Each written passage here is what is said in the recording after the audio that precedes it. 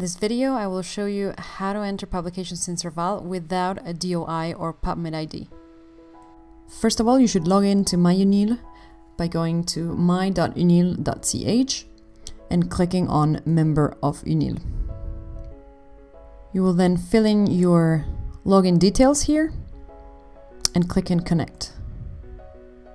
Once you're inside, you will access SERVAL by clicking the SERVAL link on the upper right corner. Once you're logged in, you will see the list of your publications. You're in this menu here. The first step is to check whether the publication is already in SERVAL or not. In order to do that, you just click here and you go to Free Search, and you can type in the title or the authors. You can see that it's already found it. So it was in SERVAL, but it was not linked to myself. That's why I didn't see it in my publications. So what you want to do now is not to enter the publication again, because otherwise there will be two publications.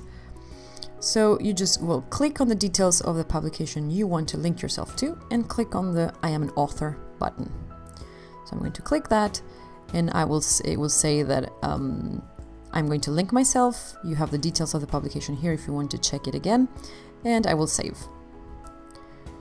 So now if I go, remember the title of the publication, if I go to my publications, here it is. It's already linked to myself. You can see it here. If you looked for your publication but you didn't find it, then you can go and click on the plus sign. Click on Enter a Publication.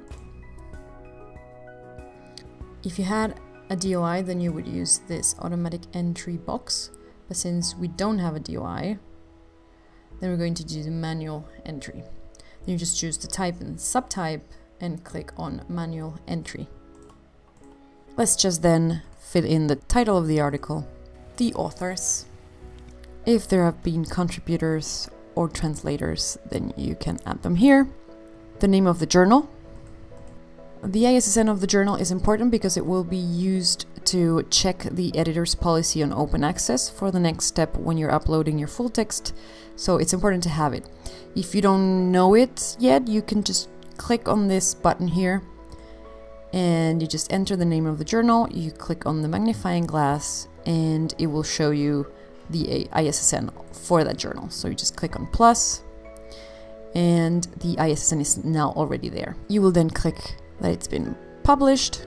You can just use the year if you want, the fact that it was peer-reviewed, volume, issue, pages, language, and remember to always try to fill in the abstract and keywords, because then your entries will rank better in Google and Google Scholar and other search engines. DOI, I'm assuming you don't have it, because otherwise you would have used it to fill in all the metadata. And then you can choose a couple of identifiers if you know them. If you're all done with your metadata, then you click continue.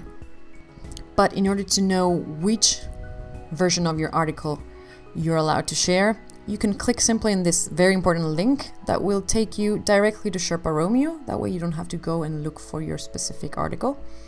So basically what it's telling you is that you can archive your postprint, which is your author version after peer review but before type editing by the editor, and you can do it with a 12-month embargo. So that's what we're going to set.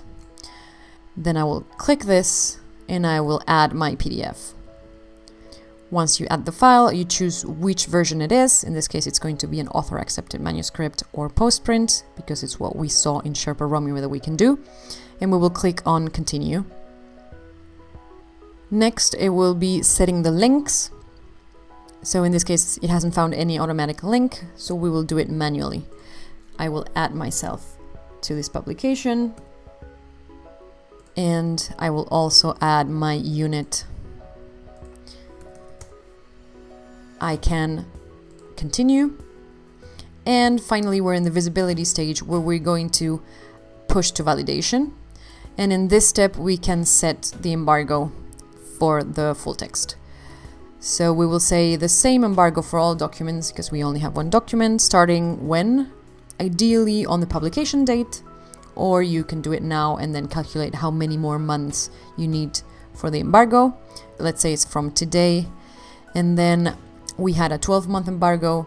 let's say 10 months are already gone, so I will say 2 more months of embargo for people outside of Unil, and I always leave 0 for people inside of Unil, so we're not putting any embargo for people who are logged in and members of Unil. Once you've done that, you click on Save All, and your publication has been saved and pushed to validation, and it is already showing in your publication section. It is down here.